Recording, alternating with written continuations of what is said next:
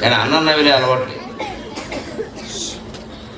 మా అమ్మ మాకు అన్నం నవలడం నేర్పింది ముందు. ఎప్పుడన్నా తొందరగా లేచిపోతూ ఉంటే అక్కడి నుంచి అన్నం దగ్గర నుంచి ఏం చేస్తావరా, ఇంతకంటే చేసే పని ఉందిరా జీవితంలో కూర్చొని తినగాని.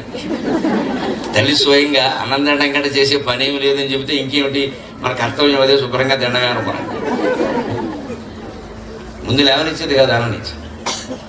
అందుకే నేను ఒకసారి భోజనం చేసి కాస్త విశ్రాంతి తీసుకుని బయలుదేరాను కాబట్టి మా అమ్మ భోజనం గుర్తొచ్చి అదే పద్యం చెప్పి, భోజన వేళకొక్క పరిపూర్ణత వచ్చెను నీ కథన.